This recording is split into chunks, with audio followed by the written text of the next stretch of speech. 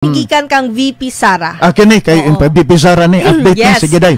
Kini iyang statement nga katudong pa nag-istorya niya sa iyang amahan was one of the longest meetings nga iyahang kanang nasinati.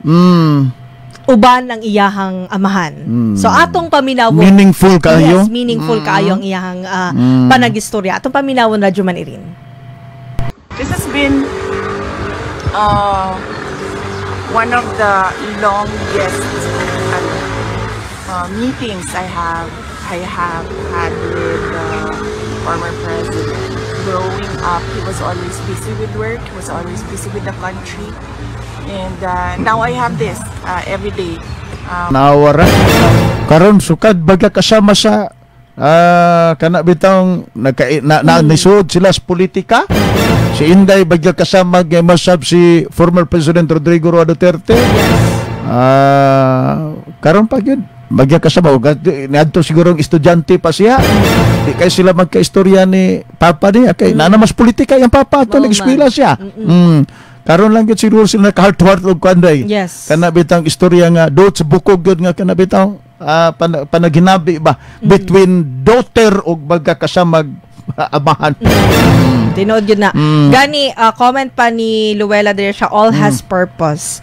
Keep strong, VP. God is good. Tatay Digong is the lamb being sacrificed. Very sad, but we never stop praying for him and your family, especially for your mama.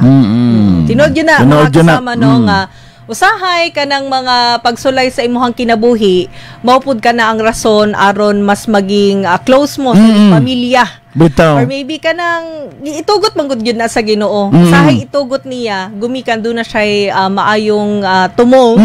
And that is for your own good.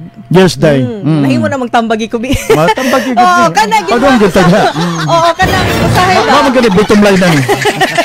Oo, kay usahay samaan ng magpamilya gud Radyo Manirin nga mag-away-away tungod maybe sa mga indifferences, maybe na sakitan, nya dili magtingganay.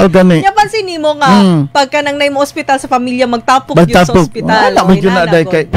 Wala lagi perfecto nga pamilya. Why perfecto nga igsuon, why perfectong inahan, why perfectong amahan.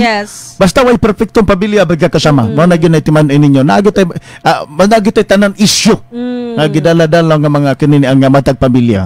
Kana makatawag ka ba nga more siya blessing in disguise. Pero unta dili pud nato hulaton no. Kani pod ang another pahinumdom pod sa atong mga kasama, dili nato hulaton nga moabot pa kana nga sitwasyon sa imong pamilya diin adunay kanang mamatay or adunay kanang sama kaning kay FPRRD nga adunay makulong before mo magka-istoryahan nay sa imong amahan kanang meaningful na conversation with your family members.